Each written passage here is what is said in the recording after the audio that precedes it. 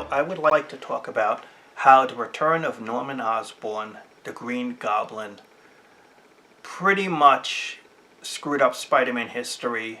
It hurt the Hobgoblin, the original character, and it hurt the memory of the Gwen Stacy character. And let's go, okay?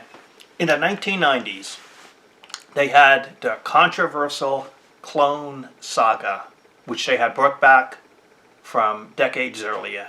And this Clone Saga basically got all screwed up when Ben Reilly, the clone, returns and Peter Parker is found out to be a clone, and this stranger who dyes his hair blonde called Ben Reilly, he's the genetically real Peter Parker.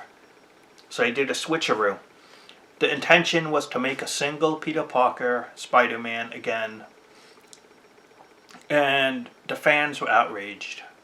I personally think had the Clone Saga been Ben Reilly was the clone, Peter Parker was Spider-Man, and they didn't play those games, I personally think it could have been successful for both characters.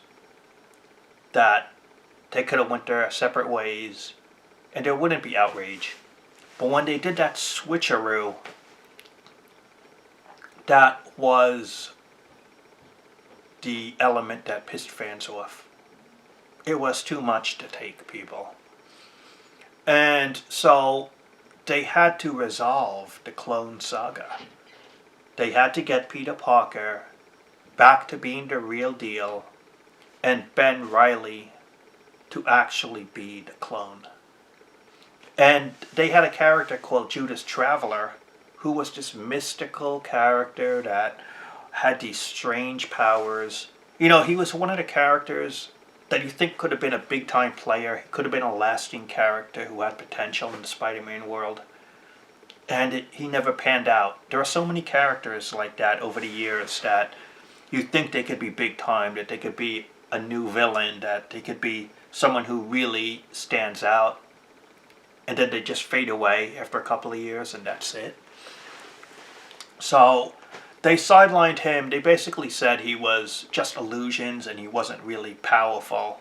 But anyway, to resolve the Clone Saga, and again, reading behind the scenes stuff online, I think Bob Harris was the editor then, that they were going to bring back Norman Osborn, the original Green Goblin, who had died after Gwen Stacy.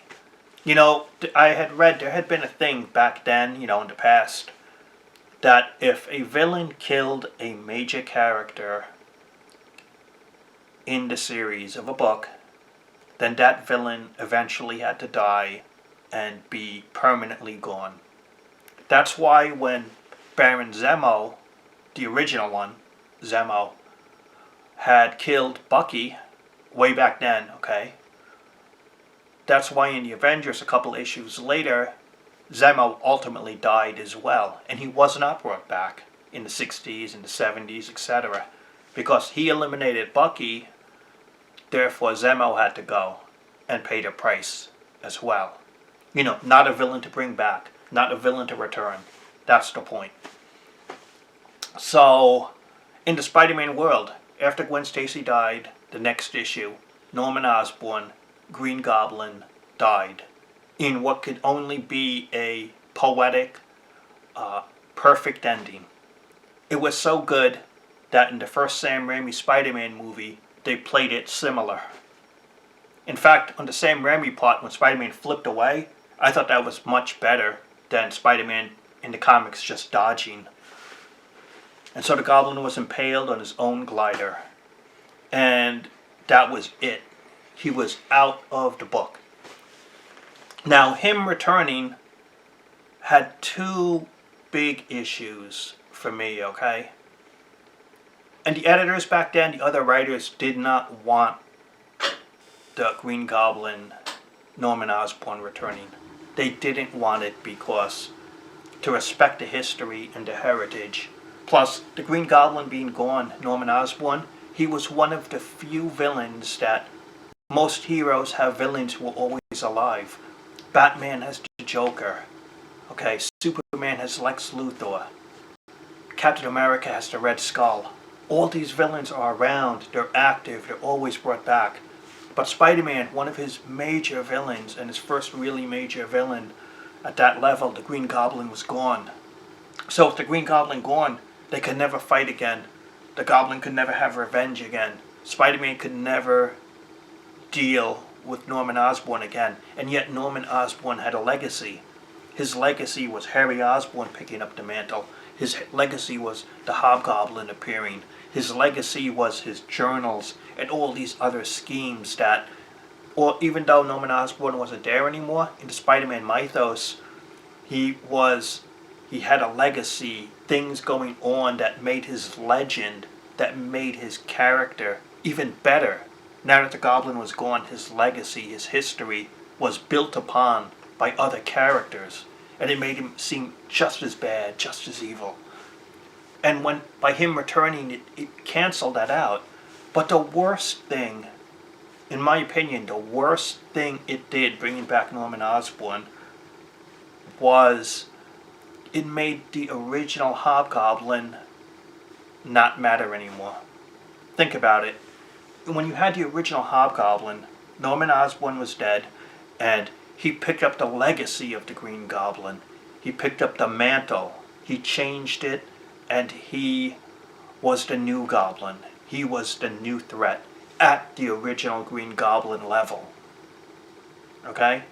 But when the Green Goblin returns, the original bad guy, all of a sudden, to me, the Hobgoblin is no longer an equal. He's a second-rate imitation. Because the real deal is back. Norman Osborn is back, and therefore this guy, the Hobgoblin, is not as good.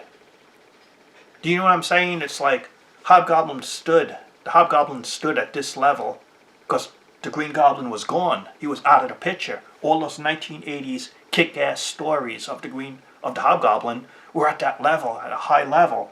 But now that you brought this guy back, this becomes irrelevant because this guy has always been there. Because he never died. That's what they're basically saying. It tarnished the Hobgoblin, the original one. And to be 100% honest, okay, Ned Leeds was originally pegged as the Hobgoblin, and then they killed the character, and then, what was his name, Jason McIndale took over the Hobgoblin. It kind of became a second-rate version of Hobgoblin. But then they had the storyline that, from the original plans, Roderick Kingsley is revealed as the Hobgoblin. And to be 100% honest, reading that storyline and that revelation, after decades of not knowing who he was, the Hobgoblin, the original one of Roderick Kingsley, it was a disappointment. To me, it was a disappointment because it was basically a nobody. Nobody you had no emotional connection to, no investment. You really didn't see this character's personality to any detailed level. He was this very minor side character that you didn't care about, that you didn't know, that was not interesting. And he had a twin brother, okay, which makes it even more boring and more not interesting because they would switch the roles and stuff. And so that's revealed as the Hobgoblin. A basic character that you really don't know anything about and have no investment in. And I always thought that was a very lackluster revelation of who the original Hobgoblin character was. And it makes it even less so than the Green Goblin. And I gotta give credit because Stan Lee was right in that regard, that he had said on the Green Goblin revelation, one of the controversies was he wanted it to be somebody. And I think Steve Ditko wanted it to be a nobody, because it could be a nobody in any man on the street. Well, when you look at the Hobgoblin revelation, it was pretty much a nobody in any man on the street. And even though that might be more realistic for the hero, there was no drama there, no tension, no spark. But when the original Green Goblin was revealed as Norman Osborn, who's the father of Harry Osborn, who Peter Parker already knows in college, it added a little more drama, more tension, and especially in the later series, in the later issues, when Harry Osborn became Peter Parker's roommate, and only Norman Osborn and Peter Parker knew each other's secret identities. It had the tension, the drama, etc. And revealing Hobgoblin, it never had that. So basically, getting back to the topic, the two things bringing back Norman Osborn did that hurt the Spider-Man mythos was, number one, it relegated the Hobgoblin, the original, or any of them, second string status. Because the real deal, the big bad, Green Goblin, Norman Osborn, is back. So it pretty much tarnished all of the Hobgoblin legacy. From the first issue onward, tarnished. Because he's not the legacy after all. He's a pretender to the throne. Second thing that hurt the Spider-Man mythos, no justice for Gwen Stacy.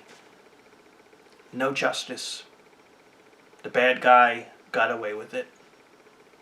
Okay? Norman Osborn is still out there in the Marvel Universe, back, and Gwen isn't. And don't get me started on Spider-Gwen. That's a Gwen Stacy from an alternate dimension, an alternate world. Therefore, it doesn't count. Doesn't count, okay? Just like the clone doesn't count. Any of these other dimensions, it don't count, people. So the real Gwen is gone.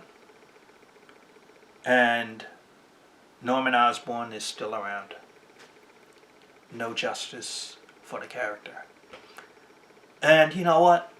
I personally think, since you have already defiled the legacy of Norman Osborn by bringing him back, and you have substantially changed history, at this point, why not bring the original Gwen Stacy back for justice?